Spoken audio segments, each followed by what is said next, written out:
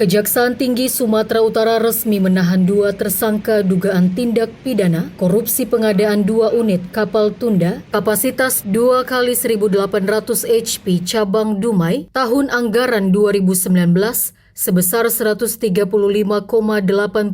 miliar rupiah pada Kamis 25 September 2025 sore. Pantauan medan orbit, salah satu tersangka dengan rompi tahanan penyidik Pitsus, Kejaksaan Tinggi Sumatera Utara itu tampak tertatih-tatih saat digiring ke mobil tahanan.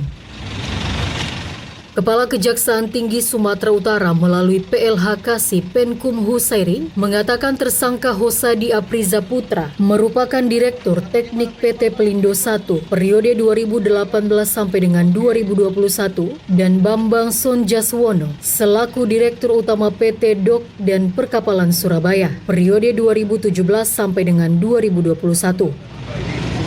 Husairi menegaskan penahanan kedua tersangka merupakan komitmen penegakan hukum tindak pidana korupsi dalam mendukung pengelolaan keuangan negara yang bersih, transparan, dan akuntabel serta efek jera bagi pelaku tindak pidana korupsi.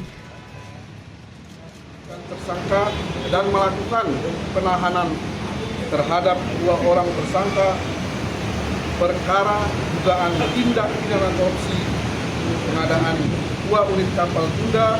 2 identitas tersangka yang ditahan adalah 1 berinisial HAP. Ini merupakan selaku Direktur Teknik PT Pelabuhan Indonesia I Persero periode tahun 2018 sampai dengan 2021. Adapun tersangka kedua yakni berinisial BS selaku Direktur Utama PT Limoka dan Perkapalan Surabaya Persero tahun 2017 sampai dengan 2021. Yang mana pada pemeriksaan tahap penyidikan, tim penyidik pidana khusus telah memperoleh minimal 2 alat bukti yang cukup. Kasusnya yang ini berawal dari adanya kontrak pengadaan senilai lebih kurang 135 miliar.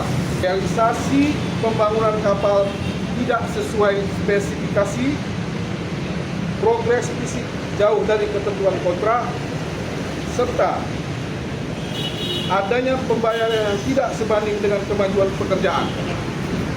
Dan berdasarkan hasil penyidikan, ditemukan adanya potensi kerugian keuangan negara mencapai lebih kurang 92 miliar dan kerugian perekonomian negara sekurang-kurangnya lebih kurang 23 miliar akibat kapal yang tidak selesai atau dimanfaatkan. Dalam hal ini, untuk kepentingan penyidikan,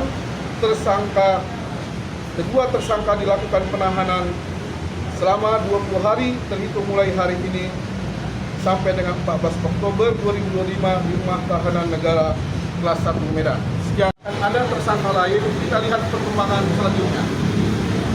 Direktur yang kita tahan tadi tahun 2018 sampai 2021 merupakan pejabat yang bertanggung jawab atas pengelolaan keuangan tersebut. Apakah ada aset yang disita sebagai barang bukti, Bang? Pada saat itu penggeledahan ada dilakukan penyitaan terhadap dokumen-dokumen.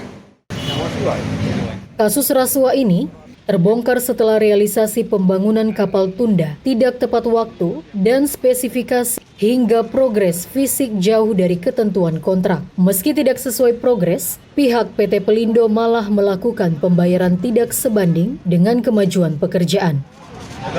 Makasih ya. Kini kedua kapal tersebut menjadi pajangan proyek mangkrak. Alhasil, tim penyidik pidana khusus Kejaksaan Tinggi Sumatera Utara bersama ahli audit menemukan potensi kerugian keuangan negara sebesar 92,3 miliar rupiah dan kerugian perekonomian negara sebesar 23 miliar rupiah akibat tidak dapat difungsikan atau bermanfaat. Dari Medan, Tony Hutagalung, Orbit Digital memberitakan.